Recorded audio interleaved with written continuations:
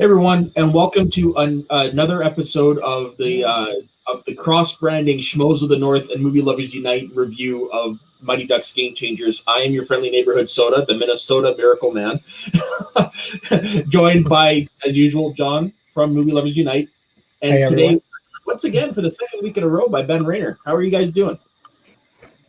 Doing well. I'm looking forward to talking about this one. Me too, as well. I'm excited to get into this as well. Me too. This sounds like this might be a divisive episode a little bit, though, just because myself, and John have different feelings on it. Really? Yeah, so let's just hop right into it. The episode is episode 5, titled Cherry Picker, and basically, this is the synopsis off of Wikipedia. Alex and Bombay are connecting more, leading to Bombay inviting Alex to a pro hockey game. Things are thrown off kilter, though, when Evan's father, Rob, makes a surprise visit while touring with his band. Evan is excited, while Alex is concerned Rob will disappoint their son. Meanwhile, Lauren and Maya start to connect as friends, but the relationship is threatened when Lauren realizes she doesn't fit in with Maya's clique. Both situations come to a head at the Don't Bother's next game when Bombay kidnaps Rob, preventing him from catching his flight for a concert gig, and brings him to Evan's game, inspiring Evan to play his heart out, and Nick convinces Lauren and Maya that their friendship is more important than social cliques. The Don't Bothers win their first game, but Trevor, Stephanie's son, and one of Evan's former teammates informs Evan that Coach T was at the game and wants to meet with him. So what are you guys' impression on this episode? To be honest with you, I ended up feeling like this was a little bit of a filler episode compared to what we got before. But on the other hand, though, when it comes down to father and son relationships and stuff like that, for me, on a personal side and everything, I always wind up tearing up at it because of the stuff that I've been through as a kid and things like that. But, it's all about how they do it. Gets me on that emotional side. With this, it didn't really feed into my emotional side at all like I thought it would, to be honest with you. It felt kind of forced in a sense because I loved it when the chemistry between the Flash and the father situation, because I actually felt the connection there because we had enough time to develop the relationship between Barry and his father. With this, It's just, bam, there's his father. He's back in town for a gig. And Bombay just happens to kidnap him and everything to make him go to his son's hockey game. And that's it. There was not any kind of setup or chemistry to get us to that point.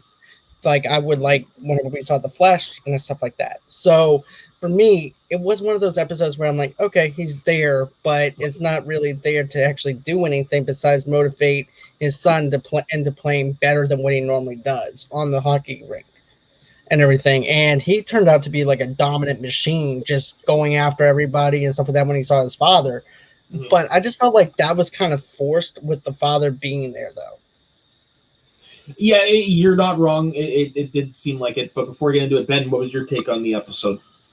I liked it. I mean, it's definitely on the lower half of the spectrum for me. But I have to be honest, I kept waiting for the dad to come between Bombay and Alex, but that never happened. So I guess the dad is there to build up the son playing hockey, but I don't know if that was enough for me personally. Yeah, there really wasn't much of a reason for the dad to be there other than, hey, we need to show that the kid can bring it when he wants to. So honestly, out of the two, funny enough, this is the main storyline. I thought it was the weaker of the two. For me, yeah. I liked the Lauren and Maya thing better because we actually got backstory with these characters. Right. I especially liked how they explained why Lauren is constantly wearing her cape. I really liked that. Me too. I really like the cape idea. It actually, to be honest with you, foreshadows who we are, though, as geeks and stuff like that, as sweaties, as someone that likes geek culture and everything. So that's who she represents to us.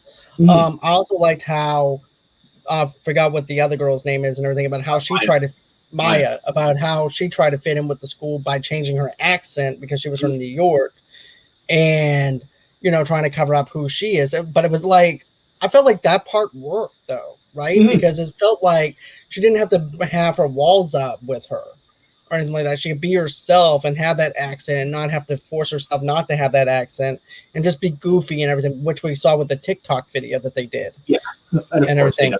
Talking, hopefully, Right. But when did TikTok become like everything? When did it become a when thing? did it become everything? The day the whole world shut down. yeah, Pretty much, it exploded after COVID happened. it's like everybody's stuck inside. Let's go in and make Yeah. TikTok. Yeah, exactly. It's like, all right, then this one actually managed to stick. But I liked how, because here's the thing, we're always used to being picked on and hiding who we are from other people, right? We're not used to the popular people trying to fit in with our people or anything like that in our nerd side, but we can be just as thick-headed as they can, because we saw that with her group of friends, where she didn't want it, where she was actually ignoring Maya and everything in a sense. And then whenever she was trying to be nice to her again and apologize for the way she acted and everything, it was like, oh, I don't want to, like, she was embarrassed to be with her in front of her because she's hanging around with this popular girl and it's outside the realm of being a sweaty or a nerd or anything. Yeah, and one of the two kids were great in this storyline. It felt very natural, like they almost weren't acting. But it's nice that we got this, because I was starting to think that some of these kids we might not get anything on, because now we're 5 episodes deep and we don't know a lot of much about the kids. We know some, but there wasn't much. This one was actually a massive leap, and it, like I said, gives us backstories to why they are the way they are. And I thought it was really good. Same. Can I ask you something? Other than the remake kids from the first movie, can you tell me anything about other kids from any of the movies? Most of them. Some of them, they didn't really have much of a backstory, honestly. But there's also was more kids on that team, it seemed. And also, it was a 2-hour movie as opposed to a 10 episode miniseries. That's true. But, I felt like another thing, too, that worked for me that I thought was funny was, where you wind up having the chicken wing contest between the father. I thought that was really good, showing masculinity in front of the father and everything. He's like, I'm going to show him up. It's a typical dad thing that we would do. Yeah, well, not just a dad thing. It's also a typical macho thing, right? Right. Because one is, I'm assuming, wants to be a suitor to Alex. The other one was the baby daddy. So, I mean, it's the whole macho thing in there as well. Well, let me ask you this. With him taking the kid to the hockey game instead of her, do you think that puts a nail in the coffin, or do you think the door is now open for the two of them? I don't think it does just yet. I can see them developing like a Charlie Gordon relationship, just probably not as emotionally invested. But I think like the kid needs a father figure in his life, and I think Bombay is missing something too. So I think it's going to end up being a close relationship, but I'm still not 100% sold on the whole if they're going to do the romantic thing. I mean, it certainly looks like they're going to, but part of me hopes they don't. I'm still saying we get a Charlie cameo or something this season. If we do, last episode. Oh yeah. But let's see. I think it was funny though. At first, Bombay's trying to make up for keeping his kid out late and everything. Their kid out late by giving her a stuffed animal, which is the same thing that he used to do, and it was not so much of a good move. But Bombay did it anyways because he thought it would be good to get in with her on that. But it backfired on him. Yeah. But I see that, to be honest with you, I can actually see the relationship happening, probably not this episode coming up, but the next. Because don't forget, we have the reunion episode next. And then after that, I could definitely see probably more of a connection between Bombay and Alex. Mm-hmm. Because I can definitely see that they're trying to put the love interest there. It's just like life gets in the way of everything else. Like you make a mistake, that backfires on you. Then you have to try and go back to the drawing board again to think of another way to get with the girl that you want to be with. So I'm thinking it's just like, okay, that's strike one. I know not to do anything that the ex-husband did or hang out with the ex-husband. So, but he did win brownie points by kidnapping him and bringing him to the True. kids' game. So he hit a home run there. So I'm thinking not this episode, but the next episode you're going to see it.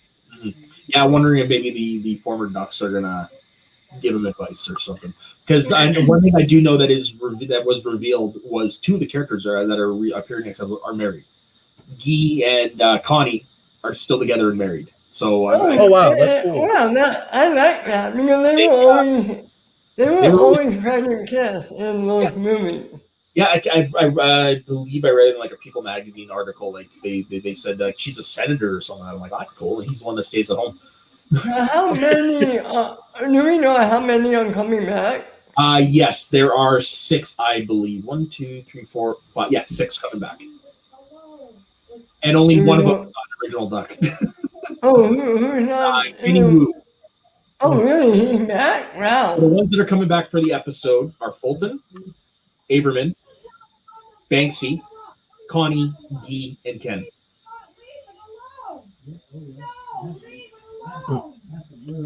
Yeah. Nice. Yeah, so those are the ones coming back. So I got a feeling that they're going to be imparting some of their own wisdom onto Bombay. Same here. It would be funny if Charlie shows up and goes, hey, by the way, she dated my mom too. I wouldn't do it.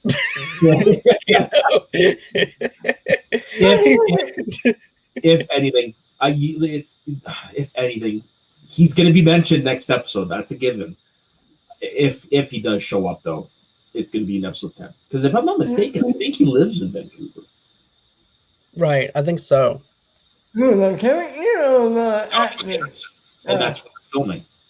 You know, he's married to that woman from National Treasure, right? They broke up years and years ago. Oh, okay. Yeah, no, he's with a model named Jodie Turner Smith.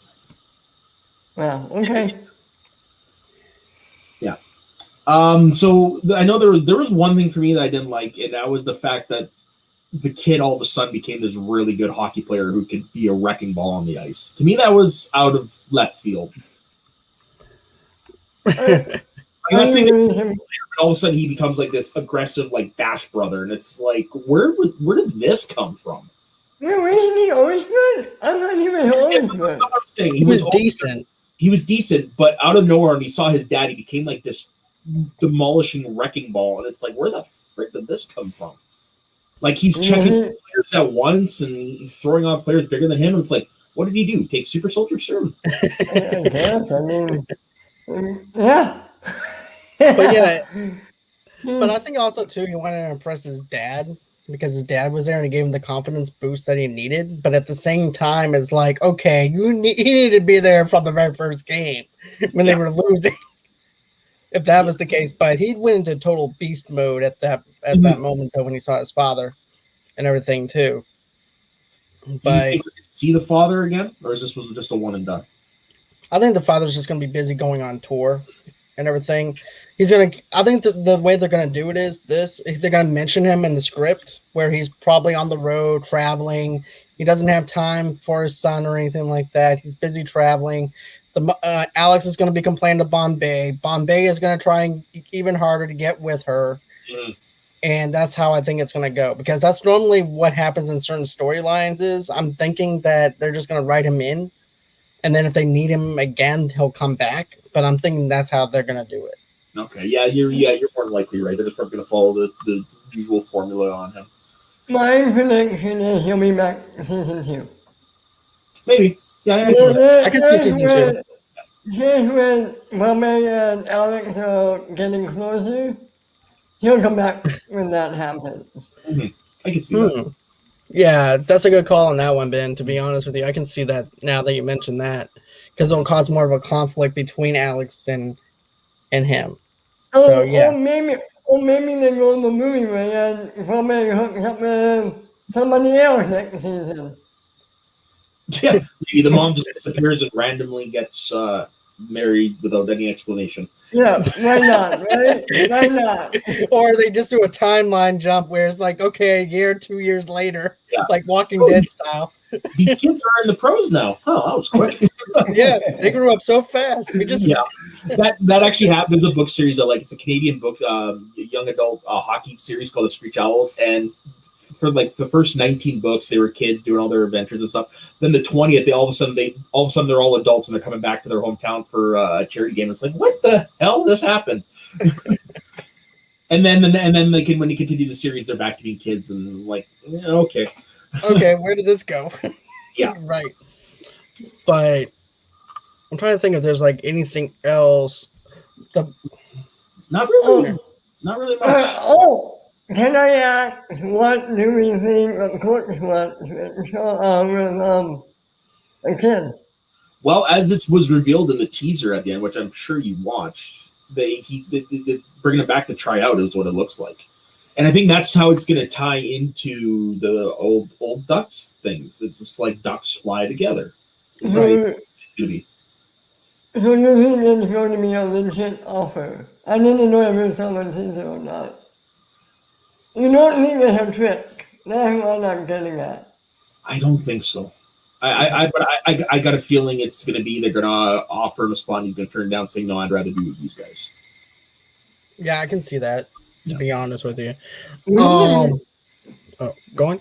Sorry, Ben. Go on. I just was going to say, wouldn't it be interesting if he did go back to the Ducks?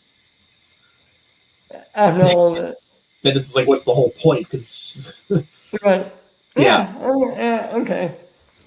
I'm thinking, do you think that they might actually change their names from the Don't Bothers to a different name?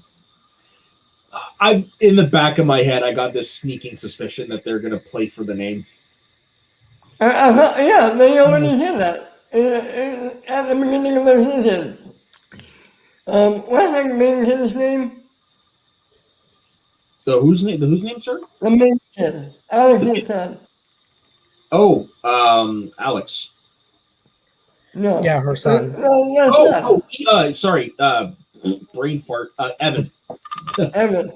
I think Evan said to the Duck, we're coming for your name. By the end of the season. Okay. So I think it is going to come down to the name. It would make sense because I could see Bombay wanting to take the Ducks name back. Oh yeah, and I could see him becoming the coach again.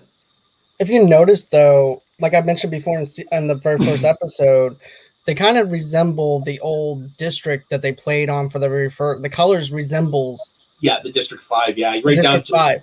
Yeah. And you know what would be cool though if they go back to the transformation of the Ducks, just like they did in the very first movie. They went from that district over into the Ducks, and they're wearing the same colors. So I wouldn't be surprised they go from the Don't Bothers over to the Ducks again. Ducks. Yeah, I'm with you. It's definitely the direction that they're aiming towards. At least so it seems. Because it doesn't feel right that the Ducks are the bad guys. No, it feels like very out of place. Yeah, I mean, this isn't real life, and this isn't Chris Pronger on the team. Like, this is a movie where the Ducks are the good guys. Talking about the teaser, tell me you didn't get serious when he said, hey, District 5. Yeah, when he mentioned District 5 in the teaser, I'm like, that's cool. I'm looking. What has he said? I'm looking for the District 5 hockey team, and then they showed it. Yeah. I so can't wait to. I fanboyed hard on that moment, to be honest with you. Me too. And that's just from the trailer. That's just from the perfect trailer. Yeah, there is for people our age. There's just something about that nostalgia for this series that every time I'd see them get together for stuff, I would get goosebumps. I know a couple years ago they got together to drop a ceremonial puck at an Anaheim Ducks game, and that was pretty cool. There was a lot more people there. They had I think Kenan Thompson was there, and some of the other from the movies were there. It was pretty cool. To be honest with you, I wish Kenan would have actually done a reunion portion of that. To be honest with you, because. He's so busy right now. He's so busy right now. He's too busy right now, but I mean, it would make sense in a way because you have Ken Wu who's there, who's introduced in the same movie. He's not an original Duck. It's They, I You mean, know it would have been cool. It would have been cool to see. who I want to see back is Dean. That's the guy's name, right? Yeah, that would be pretty cool. He's a Broadway actor, right? Like he can Is sing. he really? Oh Yeah. Yeah, he did the singing voice on a Disney movie. Oh, that's funny. I'm gonna look that up because I don't remember what movie it was, but it's one from our childhood. Oh wow. Yeah. I didn't know it was that far back, to be honest. Yeah. With you. That's crazy, man. I would like to see another Bash Brothers show up. He did the singing voice for Max in a Goofy movie. Damn, that was him? That was him, yeah. That was Dean? Wow. It was Dean Portman, yeah. That's just crazy, dude. That's crazy. Yeah, no, the dude's a talented man. You know, I have that over under 25%. Averman says I'm crack attack is back in this reunion episode. I'm gonna go with the over on that. Over. Yeah, over. Yeah, Averman's gonna be the funny one, and I know that the characters are gonna be taking the ice because there was an article that popped up. I can't remember what newspaper it was, but they got one of the Vancouver Canucks' great players to be his hockey double. Oh, nice. Ronning, so I know that there's gonna be some ice stuff going on. I can't wait.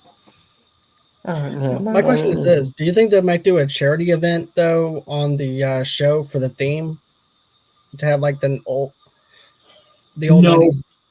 I don't think so because as far as I know, this is a one and done episode, and I mean, yeah, it would be cool, but this doesn't make sense with how little. Well, I was just thinking with the plot or something like that. That's all. Maybe. Maybe that's why they're in town. Something has to bring them all together. Why are they there? From what I've read, it's just they get together every once in a while for a reunion. Oh, okay. That makes sense. All right. So, is there anything else you guys want to say about this episode before we log off? No. I think that was everything. Actually, there is a comment from Rob. Oh, wow. Do you think First there's time caller. I haven't watched the show. Do you honestly do you think they're taking a Cobra Kai approach? I mean, not really, because I mean, Cobra Kai kind of flips the narrative on its head of the original movie, whereas this one doesn't. They need more for the house approach. Yeah, I'd probably put it like somewhere in the two. It's a combination of the both. Yeah. Okay, I'm gonna have to say no because for the simple fact is you have the old Cobra Kai master that comes in to town trying to take the gym away from Johnny and everything. You don't have that conflict here where Bombay's trying to take away the job from the new coach, or the new coach trying to take it away. Think of a way to destroy Alex. At least not yet, or anything like that. So I don't see them taking that kind of approach, like a Cobra Kai kind of thing. I feel like this is the show that's just taking it for what it is on its own narrative without trying to copy something else. That's just the way I'm looking at it. Yeah, it's just a continuation of the story with the similar approach. And yes, Rob, you did hear right. The Ducks are the bad guys. The Ducks are the Hawks in this. Okay, so any final thoughts? I'll take that as a no. Wait, what did you say? I said I'll take that as a no, but then you started talking, so go ahead and get your final thoughts. This episode made me want next episode, not much more. That's all I'm going to say.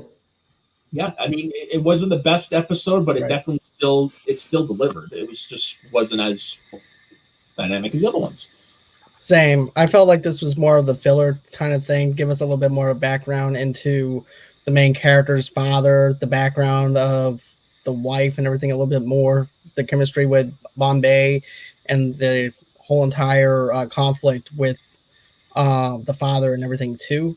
But it just didn't land. It didn't stick its landing for me as much as the other ones, because to me those were a lot more meat to digest. With this one, it was like, okay, I have a little bit more meat on my bone that I would like to actually get off, but it's just not there for me on this one.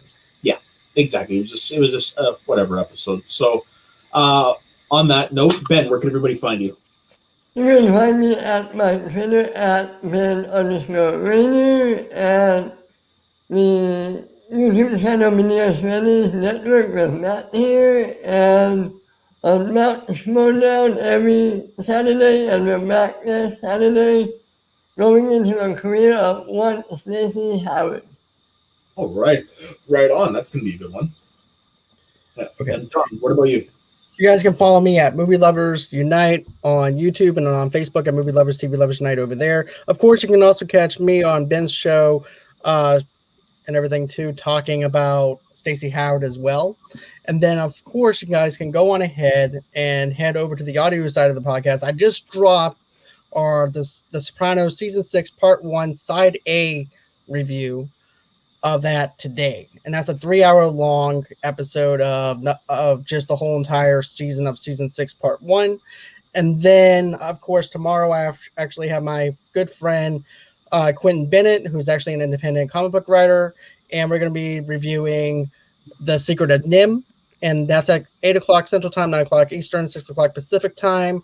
And then, of course, I have independent actress Russie McCree with me, coming on to review the documentary from White Boy Rick. That's going to be on Thursday at the same time at 8 o'clock Central Time, 9 o'clock Eastern, 6 o'clock Pacific Time. You guys can, of course, go on ahead and follow me, like I said, on Facebook at TV Lovers Unite over there underneath the same name, on Instagram as well as Pinterest. You guys can also go on ahead and email me at movieloversunite@gmail.com. Follow me on Stereo at Movie Lovers Unit, and also to follow me over at Twitter at Movie Lovers Unit over there, and that's everywhere that you can actually reach me at. Okay, and as for myself, it's Soda_Saxman on Instagram and Twitter. You can also find me over on the Media Sweaties Network doing the several shows with Ben over there, and you can also find me on this network here, Schmoes in the North, every week breaking down the going on of the Schmodown. So on that note, don't forget everybody to click like and subscribe to our channel and to John's channel as well. And we will see you next week for another episode of the Mighty Ducks in Review. Quack, quack.